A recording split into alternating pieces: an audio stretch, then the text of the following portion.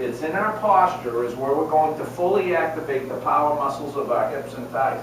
It is also where we position the hips and thighs so that when we start to do the movements, they'll at least have a chance now to be done right.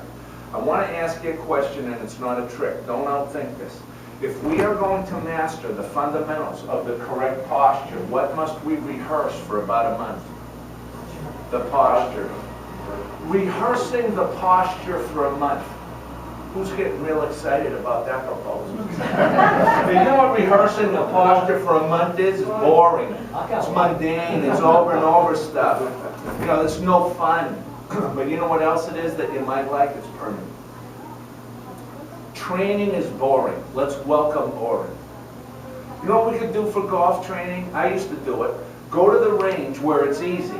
Hit a bucket of balls, have our jollies, go to the golf course where it's difficult, and for 4 hours get beat up wondering what happened to this. We will work hard, smart lesson plans, over and over business of fundamentals so that we have our jollies waiting on the golf course taking the quiz. Now just for the heck of it, everybody, what is our mission for golf? What would you like for your game? What do you want?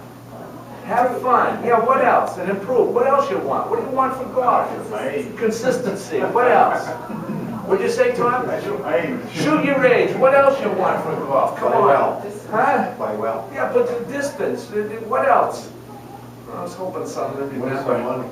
Well, no. Our mission for golf is, our mission for golf is to become a what? A lake player. It's why you're here. Thank you, Barry. Our mission is to be a lake player. Nobody said anything about having fun, Wendy. Having fun in golf is her business. Making her a lake player is my business. I don't care if she has fun. As long as she's a lake player, I did my job. All the other stuff we wanted, low scores, consistency, you know, have fun, all that comes by being a what? Golfer swinging the club right without thinking as a leg player, okay? If we do not master the posture, guess what will never happen? You're never going to become a what? Leg player who does it right. A lot of golfers come in here, it happened yesterday, you know, they come in, Steve, you know that hip thing, you know?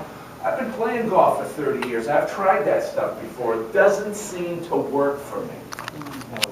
No, you didn't seem to do it right. You haven't learned the posture yet. If you just go out and start firing your hips around, you're going to hit the ball further and it's going to go sideways. He said, how'd you know that happened to me? That happens to everybody who does it. Is there a quick fix in this game? I got to ask you. No. How much money is a new driver? Come on. 200. 400. Why does a golfer buy a driver for $400? What's the reason? Think they'll do better. Say it again? Think they'll do better. Yeah. Hope. I'm hoping $400, that thing's gonna fix something. It's got to. Who has to fix something? It's gonna come solely from ourselves. You know what maybe we're not gonna do anymore? Look outside of ourselves ever again. You with me? Let's do this, everybody. Have a seat. You'll be up in a minute. Let's go through the script. From our head to our feet, we have one area in our body which will always have the highest priority for positioning. Millions of golfers play golf their whole lifetime and rarely give this any attention. This is going to get a lot of attention now. It's the positioning of the hips. There's two big breakdowns. The first one is when we take the club away in the backswing, the lower body, especially the right hip, starts to move lateral. You with me? This is a killer. Now this next one is even worse than that, is when while we're swinging, our hips do not stay pushed back. They start coming out of the posture and creep forward towards the ball. When the hips come out of the posture and move forward towards the ball, what just broke down is the spine, the shoulders, and the hip, that fast. So the posture now is not the address position. You with me? It starts there, but it's the whole swing position. Okay? We will isolate our hips, and they're going to go straight back, not down. As the hips push back, you should have noticed now, where did the shoulders go? The front of the shoulders come right out over the top of the toe line.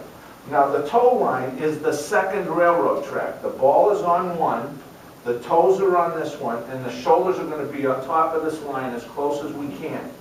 Our chin is up now. We're going to drop our eyes to see the ball, not the head. Sitting in this posture here right now, you should be able to see this clearly. You should notice all the tension now is where? We've just acted the big muscles and we haven't swung yet. Does anybody here remember a fella named Tony Lima? Does anybody remember him? Yeah. How many of you never heard of the guy? Who never heard of Tony Lima? He died young. Tragic plane crash, 1966. Had he lived, he would have been one of the greatest golfers ever. He wins his first tournament the very end of the 1962 season. The plane crash is the summer of '66, so it was only 3.5 years later. And during that time, he wins 11 more. Is that any good? Did you know he was neck and neck with winning Jack Nicklaus? Yeah, Can I have your club for a minute, Sam? It was kind of strange what happened to him. He had just won what they called at the time was the Cleveland Open. And he was going to Chicago. He was on his way to do something with some kind of an event with Arnold Palmer. I don't know if it was charity, probably something like that. And his plane crashed outside of Chicago in Lansing, Illinois. Guess where the plane crashed? Take a guess. Right on the golf course. Right in front of the green. Isn't that strange? Tony Lima dies at home. I didn't know him personally. Of course, he was way before me in a big shot. But when I took up the game, it was out at the 1st Marine Division golf course. And when you walk into the clubhouse there, it's still to this day, photographs all over the place of two 18-year-old private first-class Marine golfers. One of them was Tony Lima, and the other was Lee Trevino. Come on, look at these guys. I outrank both of them. I want to do it like him. They asked Tony Lima when he wins the British Open. He was asked the question, Tony, how do you hit the ball so long and straight so everybody else can do it too? He said, well, he didn't really do the how-to. He more gave a concept. He said, I hit the ball long because I generate the power with my lower body and I keep my upper body relaxed. I get tension in my upper body, I'll start losing distance, not gaining. All right, well, how do you hit them so straight? He said, well, I never understood how to hit a golf ball straight down this railroad track right here until I understood the first key to direction. Now, there's two of them, and this is the first one. Only in this posture is it possible for my right shoulder to be able to go down and under on this railroad track here for as long as possible. See, he knew that if his shoulder does not stay going down this line, that the club head is going to wind up crossing this one, and that's bad. So the shoulders are, not might be, they are the first key to direction. Now I want to ask you, for the game of golf, does direction matter? I'm just asking. What does this have to do with the posture? Well, I guess the posture is direction. You with me? Mm-hmm. We're going to go to the top of the backswing right now. You're going to be doing this here in a little while. And we're going to make sure we stay in this posture, especially by keeping our hips where? Back, never coming forward towards the ball. Now, if the hips started to break down and start moving into the ball, anybody see what that's doing to the shoulders? Now it's done. Here's what Tony Lima was getting at. When our hips and thighs go first in the downswing, but also stay where?